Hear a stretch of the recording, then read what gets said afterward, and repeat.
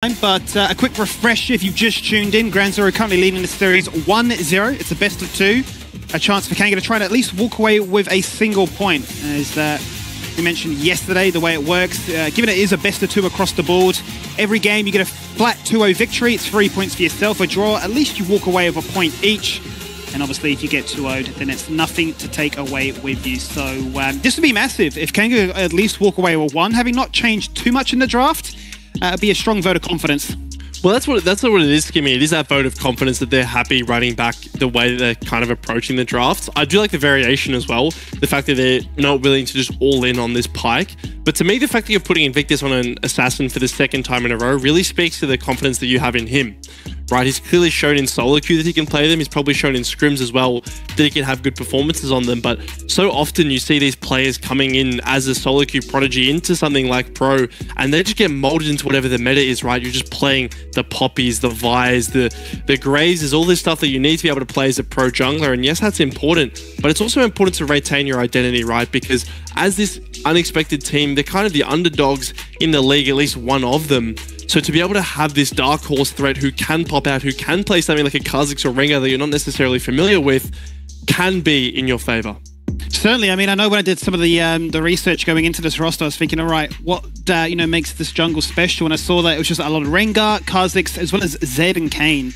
Yes. So assassin to a T.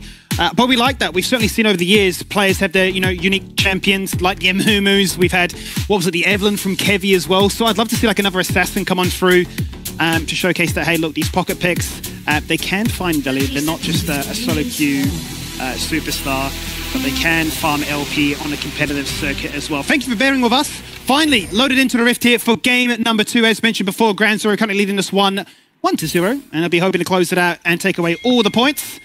But can KNG bounce back? I see what you did there, Skimmy. Can KNG bounce back? I like it. That was good. It was good, wasn't it? Looking at the runes here going into this game, the option for Conqueror here on the Kha'Zix is quite interesting to me, because this kind of signals to me, in addition to the fact that he's gone for the green smite instead of the blue, that he's playing this more kind of bruiser type of Kha'Zix build where you're often playing off multiple rotations, you're evolving the W to be a bit more utility, a bit more survival oriented, as opposed to that glass cannon who just jumps in and gets one shot. And then on the other side, you've got the double comet for this KNG bot lane. We mentioned Varus Karma, and already a very oppressive bot lane.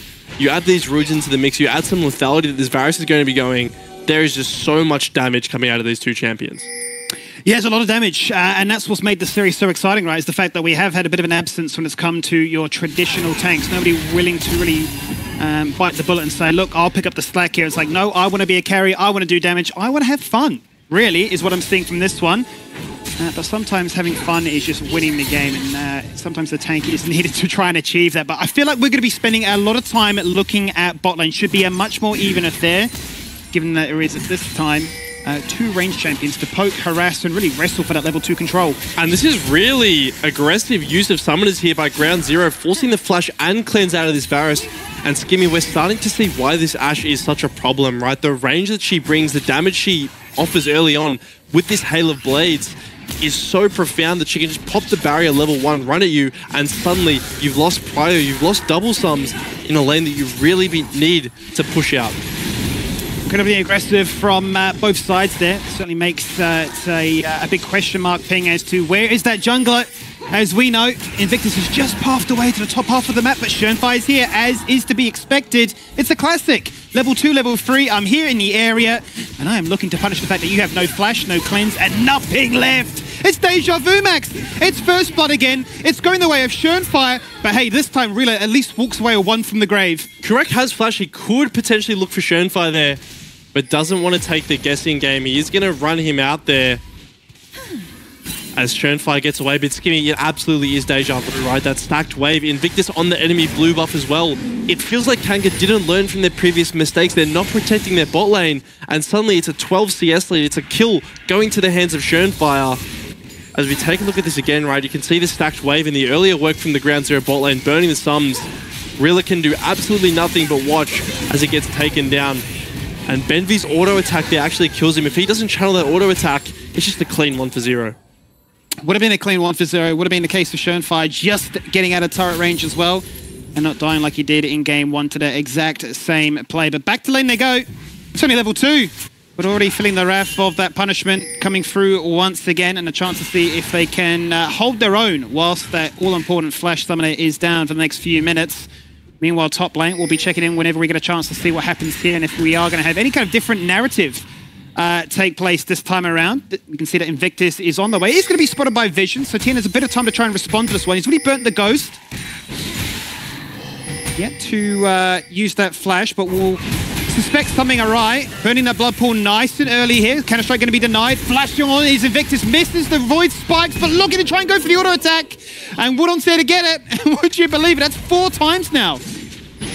Yeah, and honestly, Skimmy, it feels a bit disrespectful from Tien there. Invictus was on Vision while that happened, but I think Tien really overestimated how much value he would get out of the Ghost there. And like you mentioned it, he had a very firm grasp on the lane. You saw the HP advantage he had, but that's all subverted the second that kill comes across. So Woodon, much like game 1, doing the unexpected in a counter matchup. What a time. I mean, it'd be interesting if we even got an interview with Tien afterwards to say, mate, talk us through this game. What does it mean to be Vladimir? You're just trying to pad the stats for globally and get this one back into the fold of things, as it hasn't been working out too well so far, but it's been so close. It feels criminal to try and write him off in such a simple fashion as such. Out goes the Vision. There's to be revealed by Benvi. Going to crash a massive wave. Very easily just repeat the same style of gameplay again. Go across to the Dragon. You'd imagine stacked up for an easy win con. And this is what having that priority allows you to do, right, Skimmy? I mean, yes, you're worried about a dive if you're KNG, right? So you bring your jungler down, you make him hit the Gromp, and your bot lane just receives the wave under turret, but they can just walk up, they can get that Dragon, and it really feels like for a Karma Varus who should be winning early, who should have all this damage and wave pressure, they are just forced to sit and watch what Ground Zero do whatever they want with these waves. It does seem like, you've changed all these different components to try and get yourself a bit more of a favourable matchup, but ultimately things do stay the same. And a lot of it just comes down to the experience throughout this bot lane from Ground Zero, the fact that they know exactly what KNG are going to be hunting for, denying that from the very get-go, and serving Schönfire on a silver platter, a very easy gank target to get themselves that first blood. Now Invictus is going to go across to the Void Grubs and look to try and trade things out in that fashion, and hopefully give themselves that sieging success, which, despite having that ability, wasn't able to come online. Not again. Schönfire here again, level 5 State, so in they go. Benvi with the barrier, he's flashed away but died to the Ignite, the turret fully ramped up. It does so much damage. Schönfire dare not touch this Karma right now, but he'll be the one to pick up the kill. At least they get one, Skimmy. So overall, it is a kill-for-kill trade on the top side of the map. Invictus is getting those little grubs that he's picked up all 3. So honestly, not the worst there. Yes, Rilla is going to suffer at the hands of not being able to pick up that CS. He's already down 30, Skimmy. But I mean, it's a 1-for-1 and you get the grub. So already going better than it was last game. So he is. They'll be hoping that they can actually utilize those grubs this time around, rather than just constantly being pushed back and having to hold waves and conceding themselves that first move. Woodon with a massive amount of shove is actually going to rotate through mid. Going to be upset that the Scatter of the Week did not connect. Always that could have been potentially a summoner at the very least being burnt here onto Kislei's Azir. Benvi was, with those spidey senses, suspecting something awry. Did rotate himself through to mid 2 to try and offer a helping hand, but we're already seeing a massive lead, aren't you? 20 CS up. I mean, Kislei's, it doesn't matter, LeBlanc or this champion too. I'm just going to have an absolute clinic. Yeah, I mean, Kisei has always been one of those players who you are worried about playing against in lane, especially if he does get the attention. He didn't really get any attention this game, but indirectly, because of how much pressure his bot lane was creating, he sort of has the freedom to play how he would like, right? You can already see that CS lead that you mentioned, those plates going down as well. And now it's a question of what can you actually defend here as KNG, right? Because you do have this priority here in your bot lane. You do have level 6 coming through soon on this Ashe. You can see that XP bar a couple minions away from ticking over. So suddenly, your own jungle doesn't become a very safe place if you're Invictus.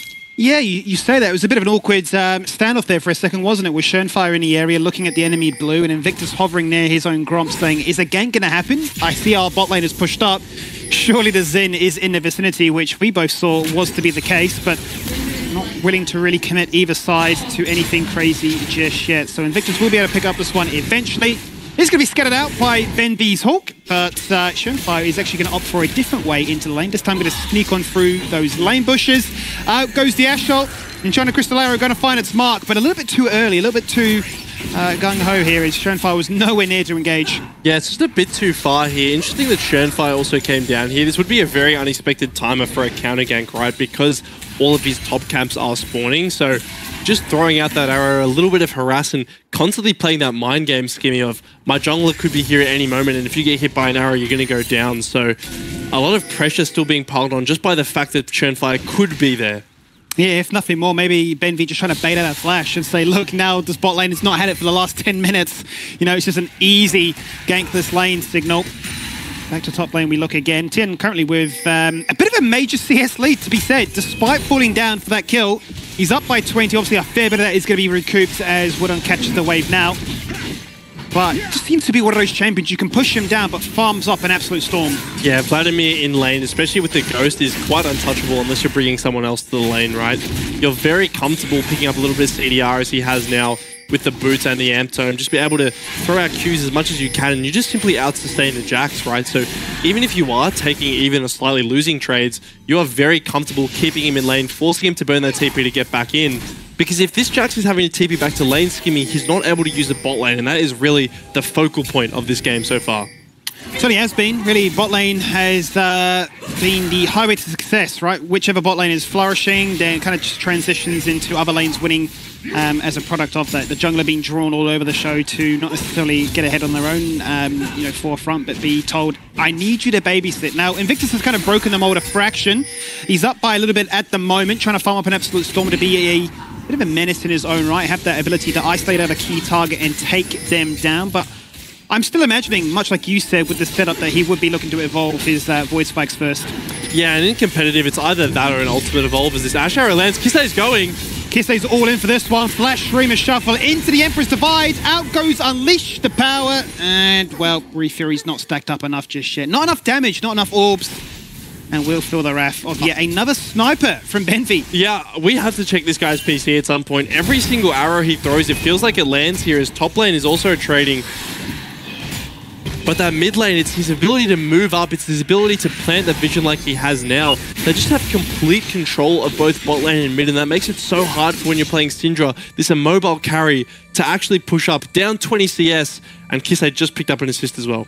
But he certainly did, and Kisei was fully all in on the trust factor, wasn't he? He saw the Ash ult go out, instant flash, dash across, and make sure that, hey, we're going for this play, it's going to work, and I'm all in on this one, which is what you like to see, right? You like to see that kind of killer conviction, and then the proof of the product coming from that one as well. So we'll wait to see what this pause is about. We can see that Schönfire was currently looking to try and take some Void Grubs off their own and make it 3 apiece for both sides. But look, we need to have a pause at least once a stream. It's actually in our contract. Yep, we do. We need to see these players' pretty faces. I can see benV's got a lot of protein powder in the background there, so maybe that's what's been, I guess, facilitating these Ash arrows. Bit of meditation as well, and they just look cool, calm, and collected this side of Ground Zero. You could see in the previous game, Kanga looked a bit more frustrated with the outcome. Obviously, it's going to help if you're winning, but it seems like Ground Zero do have a very nice team environment. Everyone's happy to laugh. Even when Tien was down 0-3, he was still having a smile. So, speaks to positive things behind the scenes. Well, certainly does. I mean, it's very important. I think sometimes a little bit overlooked, right? It's just a case of, you know, cram as much star power into a team as possible and say, now go, be a super team, go work. Which I think is one of the shortcomings of Schönfire's team last split, right? I mean, PGG, we had all these grand expectations, and what did they come? It's like 4th and then 5th and 6th, right? It was very, you know, unexpected. So you have to wonder, you know, what went wrong in that regard. But either way, it's good to see that obviously they're starting on the right foot here today. They found a comp that works. They found champions that complement the style they're looking to try to aim towards. And it's certainly giving Kanga a few headaches, even if they are throwing them curveballs with these very much, you know, solo Q-esque style champs. Yeah, I think that's the game plan here, right? Is to make the game as non-standard as possible. But to be honest, so far this game skimmy has been going a lot better than game 1, right? Yes, there were those few similar plays towards the bot lane where the bot lane of Kanga were getting dove, but at least they've managed to equalize somewhat in terms of the kills across the game completely. So if they manage to hold out with this bot lane, obviously that's not something you want to be saying when you're playing Karma Varus, but if they do manage to hold out, given the deficit that they have, there will come a point where this Varus really starts to come online, and the poke that he offers is quite relevant into something as short-ranged as the Kalista. It certainly is. I mean, it's worth noting just sort of some of the item spikes we're at right now. Still working our way towards that first fully fledged build. Obviously no mythic items anymore in Season 14, but no major crazy snowball effect at 10 minutes into this one. Still a lot of components for everybody to cycle on through. But good news for KNG is they've actually been able to deny one of the Drakes, so no clean sweep here for Ground Zero this time around. And as I say that, down goes the Youmu's, picked up now by Reela in the top lane. However, Tien going to go for a cheeky little engage of his own by hitting him back with some pain of his own. So an ult, not traded for an ult. Wooden's still holding on to his one, but Schoenfire's in the area and Wooden's taking 0 chances, the biggest recall back to base seemingly. Or is he? I think he wants his waves. Give me the Schoenfire's found him. He certainly has. One man stun, leaps across onto Tien, looks to try and find what he can, but he goes into the blood pool, flashing away afterwards, and to find nothing out of that one really feels bad. And on the other side of the map, the Fate's call gets Benvi out of dodge, so just a massive lost wave there from Wudon, who, like you said, he was out Skimmy. All he had to do was channel the base, but now he misses the wave anyway. He gets killed, and now this is a 25 CS lead in this top lane. This Vladimir pick working out much more like I imagined Tien intended it to. Feeling a little bit better this time, feeling a little bit more calm and collected. Receives one gank and says, look guys, everything is sorted. Still going to go for the rush on the Cosmic Drive for all that mobility. Make sure that he can try and space out the Jax, you have to imagine, but he's going to be looking to try and keep him in check for the meantime. Spear of Shojin actually going to be picked up here by Invictus. All about that burst damage, that one killer punch if he can identify one isolated member. But bot lane, you're still really hoping that this Varus and Karma can find a moment to either put some damage into these plates before they fall down in a minute, or get a chance to rotate mid. Well, I mean, looking at the bot lane now, Skimmy, they do actually have the control of the wave until Schoenfire is going to show on vision, so it's definitely not as desperate of a situation as it was before, right? They do have the ability to contest, especially now that this Youmu's is completed for the Varus, right? He is going to be able to offer some actually relevant damage. To me, the issue now is looking at this mid-jungle items, right? The Titanic Hydra already coming online for the Xin Zhao. That's basically an assassin item in the hands of this champion, and then Kisei already having the Nash's Tooth as Tien getting feisty again. In with the ultimate, straight into the blood pool as a result afterwards. A lot of damage afterwards, he's got him! He's popped him from afar, and he's found his vengeance. I've learnt my lesson from 29 minutes of gameplay in Game 1. And this time, after one gank, we've equalized the scoreboard, and now I'm getting the solo kills. And Skimmy, this is where the matchup gets absolutely brutal, as Invictus might try to find Tien here. There's no Ghost, no ultimate, but he does have the flash. He's got blood pool up and available. Instant flash, taking no chances to leap to follow the void spikes to try and slow him on down. He's back into the invis to try and get that extra auto attack damage, but straight away denied. And Tien just walks away.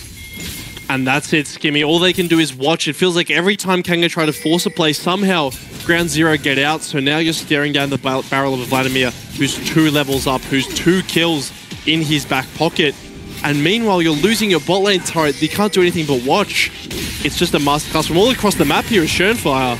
Yeah, it's enough to bait out the Chain of Corruption, which was a wide miss down to Schoenfire, who caused a few headaches onto Kurak. Well, we're watching. There's an arrow coming out from the Ash. Where does it go this time? It's looking towards top lane. It's onto Wudon from bot to top. He does not miss. But Skimmy, this Rift Herald is very low here. Invictus might have ended up leashing it for the side of Ground Zero. Keep in mind there's no smite, but if he runs back into this pit, he's going to be facing down 2 Ground Zero members. That's just a leash into the hands of this Vladimir. And it feels like a great play, right? Knowing that Schoenfire just made a play towards the bot lane, sure, make a cross-map attempt at their Herald, but the fact that Ground Zero is so strong that they can simply rotate and say it's not happening, even if you do have smite advantage. Ground Zero once again in a really strong position. Yeah, they absolutely are. Herald in hand as well to be able to break something like this mid lane turret here. The good thing about the Varus and Syndra on the same team means that your mid lane wave clear is actually quite strong. So having the Herald there can be nice to break it, as Kalista is not the easiest champion to siege with. But now it becomes so tricky. Once these lanes get longer, you really question how something like the immobile Syndra, like the immobile Varus can fare in these lanes. As Wudon, he's picked up the Trinity Force, he's going in again. This would be the paradise right now. Long lanes and the Trinity Force to try and run you down and ramp things up. He goes for the leap, but the amount of lifesteal that came through for Tien there, I think it even caught Jax off guard. And Schoenfire's here as well, right? It's not a fair 1v1. He does have the red buff in hand though, so a little bit of sustain is on the cards. But Schön, once again, he's always where he needs to be, making sure that Wudon cannot take advantage of this Vladimir who doesn't have flash currently. You can see Tien almost baiting him, saying, oh, look at me, I'm so hopeless, come gank me. But then Tien knows that Schönfire is there, just out of vision. Be waiting to capitalize on that. As now going to rotate through, up towards the enemy chickens, see what they can find. There's going to be 3 members of KNG actually coming together to guarantee that that one went their way. So they are going to group up seemingly as 4. Let's try and take down their second turret by opening up the mid-tier 1. Yeah, and keep in mind the Azir is the one with the Herald here, so he has rotated up towards the mid lane to be able to get this charge off, as will be Schönfire piloting it. I love this mechanic. I just love the driving. Is the Ash Arrow narrowly dodged by Kurak.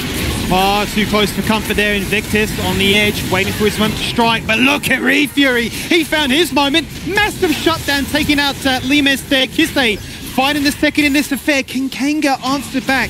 Invictus wants to find that straggler. He wants to find that one identified or one isolated member.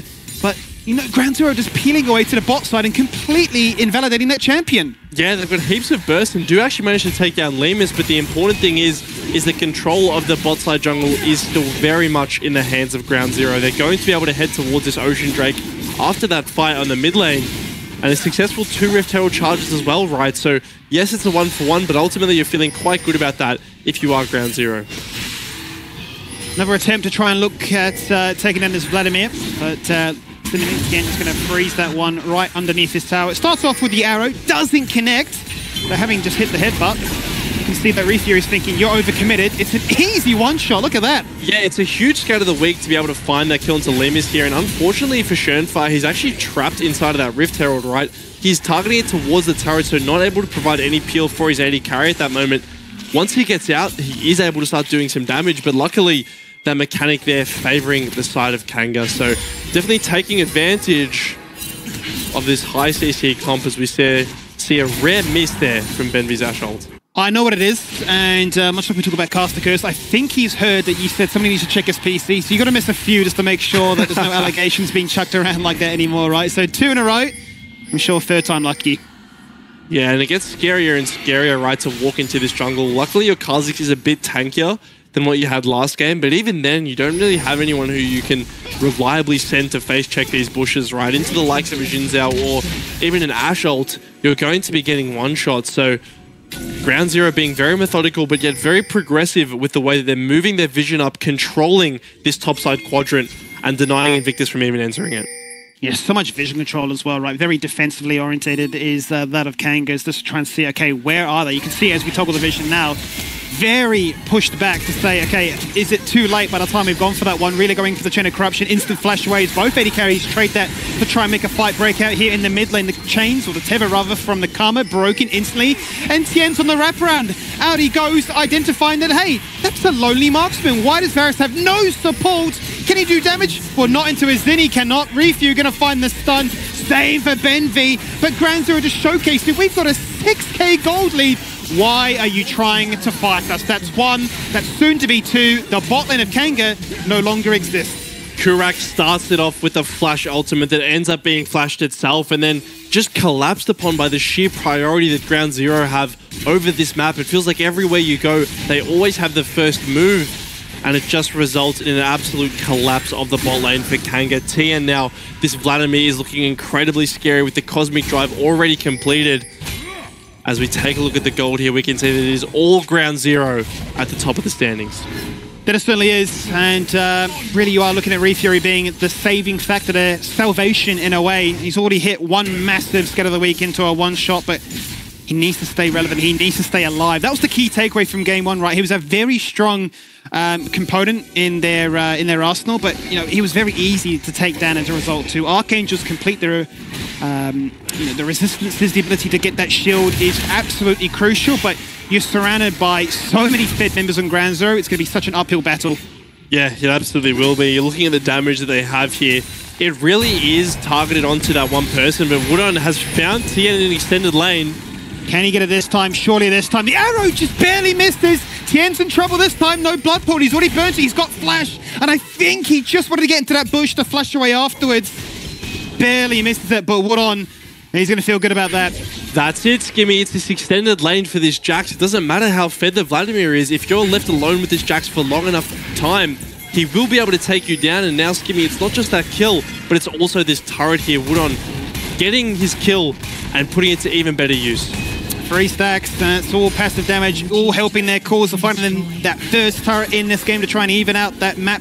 And more so the playing field, really, because they're down 6,000 gold. They're sort of staring at a very similar situation again, where Baron's not too far away at being a real consideration, and Ground Zero certainly, even though one dragon was denied, do have a soul point to look forward to as well. But once again, it's almost like that trump card that we talk about, where it's like, we know that's what you're expecting us to do, but we have so much map control. Let's just keep shoving the waves, keep drawing you around and dispersing you, never really giving you that true 5v5 you're hunting for. That's it, Skimmy. And the thing is as well is you have so much Baron DPS on the side of Ground Zero that any time that they're hovering in the fog of war towards that Baron, you have to be scared, right? It's a Kalista is here, both very strong at taking this taking this objective rather, with the amount of DPS that they have. So especially with how fed Kisei is on this Azir, they really need to be careful from the side of KNG. Everybody knows that week1 is here. You can see that little wall just planted out of range in the brush towards the Drake pit. He's just going to spot out week1 trying to be nimble and cheeky with it, but now Team actually going to opt for a face check and say, I don't really care. You can run me down these very long lanes, but I'll still have a crack at it. If I get you low enough, maybe you won't even try and entertain the idea of jumping on him, but he will. He certainly will. Hemoplay going out. Counter-Strike getting ready. In comes the ult. Doesn't connect this time. TP to try and back up week1 as he counter-strikes again. Ryu instantly jumps in with the TP. Straight away flashes to the safety of their mid-tier 2, or their bot-tier 2 rather, and chucks out the ult to try and take out Schoenfire, but his ult denies a whole bunch of that burst. And Rila on the back end there with a chain of corruption to try and prevent the cavalry from acting as reinforcements.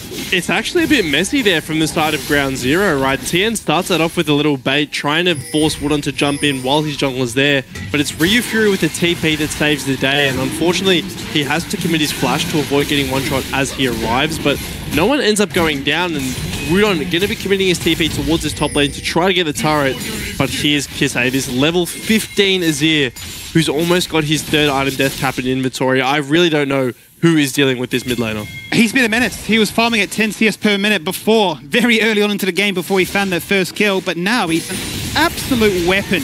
Unleashed, left to his own devices, letting the rest of his team play their own game, whilst he's just playing farming Simulator. This time, Benby's hit the mark. He's found that shot, and he's got that kill. Ryu down for 40 seconds. And I dare say it, Max, maybe now Baron is on the cards. That is absolutely all you need here. With how quickly this Baron goes down, it'd be a miracle if KNG can contest. The thing I think they have to do is send Invictus in, try to get some vision for him and hope that he can go for a steal, but there's no wards available. Nothing's coming out here. It's going to have to be a blind steal.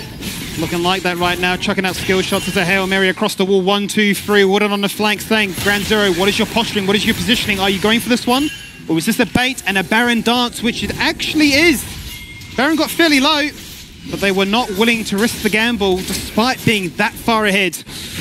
That just speaks to their pedigree as players, right? They know that that is almost a 80-20 play with the amount of damage that they have onto that Baron. But like you said, Skimmy, they don't want to take the gamble. They don't want Invictus to jump over and give themselves any chance of equalizing the game. And this just feels so hard for KNG, right? Because what are your avenues back into this game, really? The Jax versus Vladimir, perhaps, but even then, Vladimir's quite strong and can just resist this split push in the side lane. So with 3 minutes left to the Ocean Soul, Skimmy, KNG have to do something, or else it's just going to be deja vu of last game. It certainly is, right? It's the case once again of Ground Zero finding one pick and then going for the dance again to try and draw in more, to not only go for the objective, but ultimately look to try and open up some inhibitors inside the enemy base too. Now, you can see that right now, Tien is positioned around the top half of the map, surrounded by 5, 3 actually peeling away towards the mid side as Benby looking to try and keep them interested for the meantime. But week1 running members down does force up the Hemoplagues. That's a win for him individually. Ground Zero just stomping down mid. Benby going to chuck out a very defensive ult because he realizes he's in trouble, so out goes the Fate's Call. Lima's going to chuck him away to safety. And look at this meticulous macro from Ground Zero. That's the thing, right? They trade the Hemoplague on the other side of the map, but you look bot lane and there's suddenly an Azir with 3 items almost pushing down your turret, and week1 will be trading here, but that's all he can really do. It feels like KNG, they need to be more decisive, but what tools do they really have to actually start off these fights, Skimmy? It's got to be a Varus ultimate or a Syndra stun. Besides that, you're kind of just running at them, so going to be needing to do everything they can. A cheeky little push play like this could work. It certainly has worked. The face check, they needed something of a bit of desperation, and they've removed such a sore spot from this game.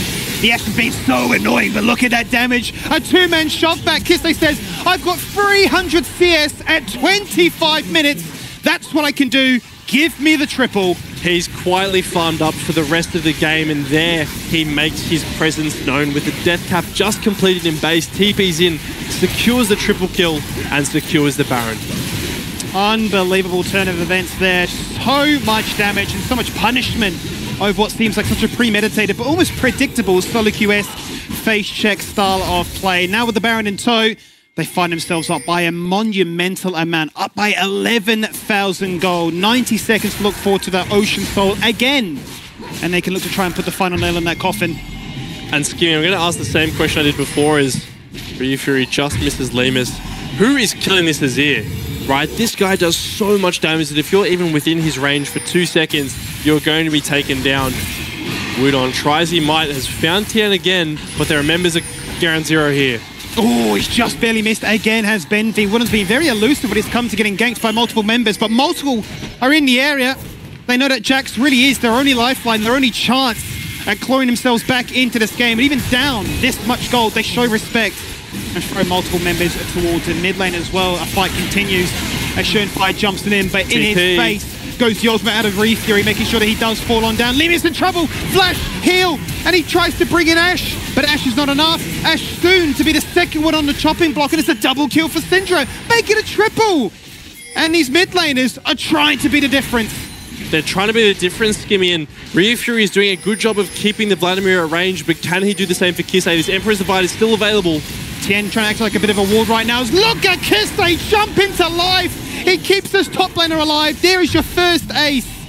And there is your play, which screams volumes to just how strong they are. He is playing like a man possessed here on this Azir. You can see the fight starts off with a pick onto Jin Zhao while things are happening bot lane. He does end up going down, and it's looking good for KNG here, Skimmy. It's looking like they're actually able to go forward here with this damage onto Lemus that Invictus manages to find. But look at Kisei in the back. He's untouched. He takes down Rilla. He takes down Kurak. And then all that's left is him for him to get back into the fight, and it's all done.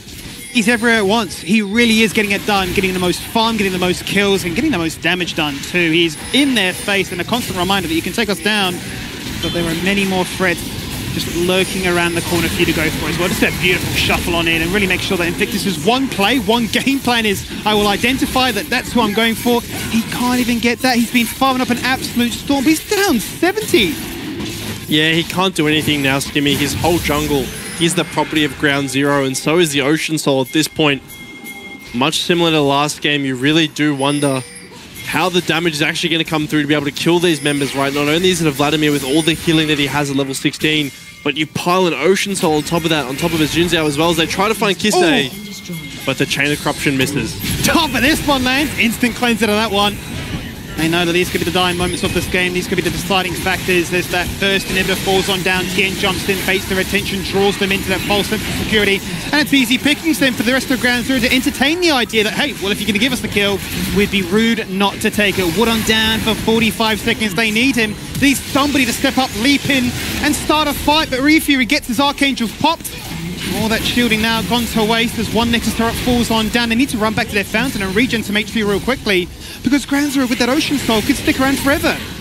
They can stay around, Skimmy, as TN gets taken very low, but like you mentioned, there is that sustain coming online. 20 seconds on Wudon, and only one turret remaining with the ult. Oh, he's really tried to try and get something out of that play, but the ult!